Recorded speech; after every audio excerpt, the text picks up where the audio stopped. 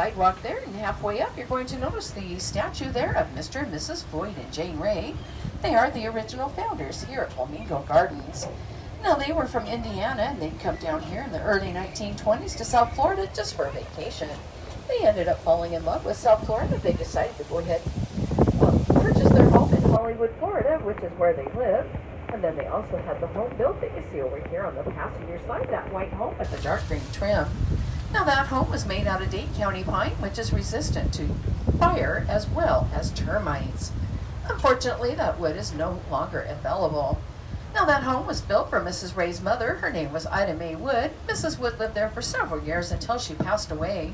It's now set up like a museum. In fact, you're welcome to take a tour through that museum up until 4:30 p.m. Sometimes they leave at 4, though. But there are guides in there that will take you on a guided tour. And I think you'll find it really interesting. A little more history about Flamingo Gardens, Flamingo Groves, etc. Way back when it originally was our citrus grove. Now, behind the home, you're going to notice a great big tree that Mr. Ray had planted over 90 years ago. That's called by a seedling. Now, that's called a banyan tree. It's native to India. If you look up into the top of that tree, you're going to notice what looks like vines coming down from the top. Now, those are actually aerial roots. They are coming from the top. They're headed to the ground. Once they hit the ground, they will take root and become another portion of that tree. Now, in India, they have those trees big enough to actually accommodate over 4,000 people to live underneath. In addition to that, they have malls and markets under those banyan trees in India as well. Coming up here on the passenger side, right next to the tram, you're going to see our desert rose that has those gorgeous, colorful, cranberry, colorful leaves blooms on it. Now, it is a succulent, so it does very well blooming during the dry weather, but boy, when it starts to rain, we lose quite a few of those beautiful blooms. Coming up here again on the passenger side now, you're going to notice our avocado tree, and yes, it is laying down on the ground. Reason for that is some hurricane that had come through here 2 years ago. She had knocked it over. Well, she knocked over everything else, and by the time we were able to get to the avocado tree, we discovered it had already taken root, and so we went ahead and left it there, and it's doing very well. In fact, we've harvested avocados ever since then. On the driver's side now, if you look way out, you're going to notice 2 great big trees that look a lot alike. Now, those are called the lychee. They're native to China. Now, they do bear fruit. In fact, when they're in season, those 2 trees are packed full of that fruit. They have a red translucent skin on the outside. They just absolutely glow. It is so beautiful. Now, the fruit itself, once it's ready to be picked and eaten, you can go ahead and bite into that fruit. Now, it's going to have the texture a lot like a grape and be very sweet to the taste. I'll warn you, however, there's a fairly good-sized seed in the middle of that fruit that catches everyone off guard. On the driver's side now, you're going to see our banana plantation. You're actually going to see quite a few bunches of bananas in here. Some of them you'll have to look for that burgundy-colored heart, and then above it you'll see the bananas. And there's another good-sized one here. Now they're still green in color, and they're really short, so they're not ready to be picked yet. But when they are ready, we will pick them. That plant will then fall over and die, and a new plant will automatically grow up in its place. Then we'll have up to another 18-month wait for another group of bananas. There's several of them here that you'll see. On both sides of the tram here, you're going to notice our hanging baskets. They're holding our stakehorn fern, which is an air plant. Now, these baskets were gifted to us a little over a year and a half ago. They selected where they'd like them to hang, and they made an excellent choice as they're doing very well there. Coming up here on the passenger side now, you're going to notice our great big garden. Now we have a couple more banana plants in there, as well as a cousin to the banana plant, which is the plantain. We also have some sugar cane. It's that tall green and brownish tan colored leaf, grassy looking plant that you see near the back there. And in front of that sugar cane, you'll notice our pomegranate tree. It's that frail little tree there with the little tiny yellow leaves, or green leaves, excuse me. We also have another avocado tree as well as a mango tree back there. And in front here, you're going to notice the tree right next to where I'm at right now with the almond-shaped green leaves, a few amber and blush leaves as well. Now that is the cacao tree, and that's where we get our chocolate from. Now it produces the cocoa beans, a pod that contains those cocoa beans, which are extremely bitter, but if you add a few ingredients to it, it'll be like that chocolate that we all know and love. Coming up here on the passenger side, you're going to see another cousin to the banana plant, and that's the lobster claw heliconia. Now, if you look at that red back there, you're going to see it does kind of look like the lobster claw meat as you pull it out of the lobster claw shell. Okay, folks, we're heading up into our rainforest now. Okay, well, as close to a rainforest as we can get here in South Florida anyway. We just plain old do not get enough rain to be a real rainforest. It needs to rain at least twice as much as it does here now. In addition to that, you will notice that we're also missing that canopy that's across the top here. Now, that's what we refer to as the rainforest.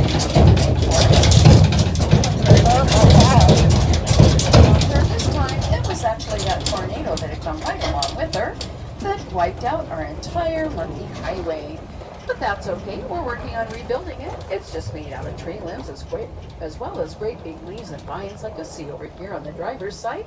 In fact, if you look down low, you're going to see those leaves are really small, but as they travel up towards the sunlight, they get much, much larger. And that's the types of leaves and vines that we need to recreate our Monkey Highway. Now, the time to recreate that Monkey Highway will be approximately 3.5 to 4 years to recreate. On the passenger side, you're going to notice our Brazilian red cloak, that beautiful red bract that you see on there, or the holder of the flower petals, which you'll see are white in color. Now, the types of animals we would see through here would be like our white-tailed deer, bear, fox, panthers, armadillos, raccoons, bobcats, all kinds of animals, and probably even some snakes. Okay, folks, we're heading out of our rainforest now, but I did want to mention that the largest rainforest in the world would be the Amazon. And so you have an idea how big the Amazon is. It's slightly smaller than the continental United States. Now we're heading into our hardwood hammock. Now this is also known as a hamaka. As you notice, we're going up a hill, so we'll be going back down a hill. Hamaka is a Native American word for tree island.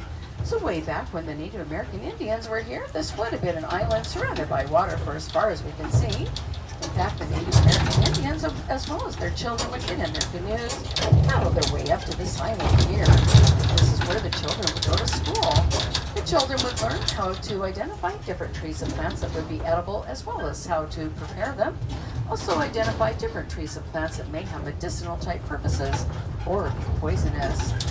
They learn how to hunt and what tools to use while hunting.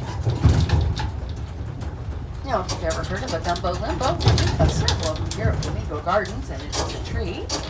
And I'd like to point this one out over here on the driver's side because it's a close-up view of it. Now, it's gumbo limbo. It's native here to Florida. And it's this red tree that I'm pointing at now on the driver's side with a very thin, peeling bark on it. Now, that gumbo limbo is also known as the tourist tree, and that's because when tourists come here to South Florida, they get a sunburn and then they start to peel. Now, the wood from that tree is actually a very lightweight wood. In fact, it was used to make the carousel horses way back when. In addition to that, even though it's a lightweight wood, it can withstand very heavy winds, even the winds from hurricanes as well as tornadoes. Now, here we are at one of our many mitigated ponds here on the property. If you look way out, you're going to see one of our moon swans. That's probably Helen, I'm going to guess, because Troy, the male swan, he lags behind. He goes his own direction. You never know where he's going to be. But he's always ahead of him, wherever that will be. Let's see if we have any turtles on Turtle Rock today. Nope, no turtles. You're going to see the lilies here on the edge of the water. Those are called bonnet lilies, also known as spatter duck lilies. They're there to help clean and filter the water.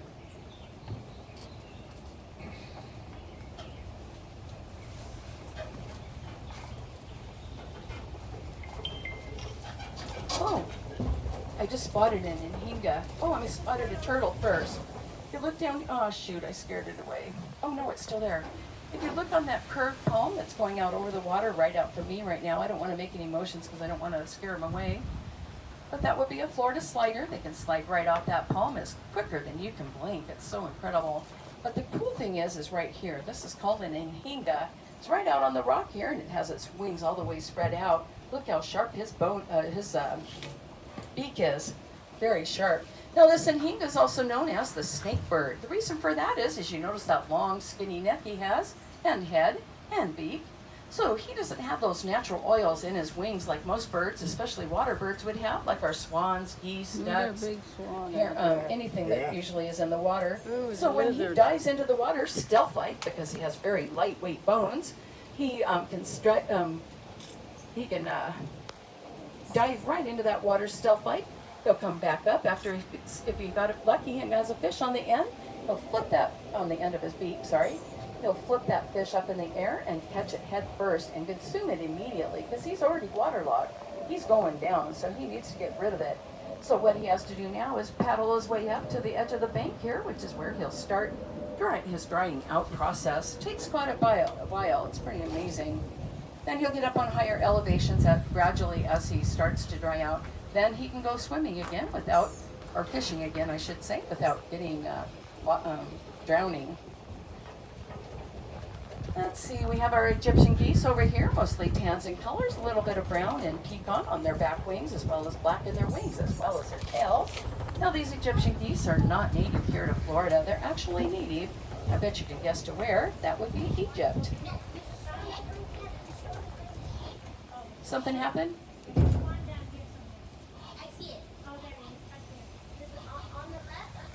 Oh, good eye. I totally missed it. Awesome. Okay, now that's one of my favorite birds. It's called the black-crowned night heron. However, I'm going to pull up so everybody can see because I know what they look like.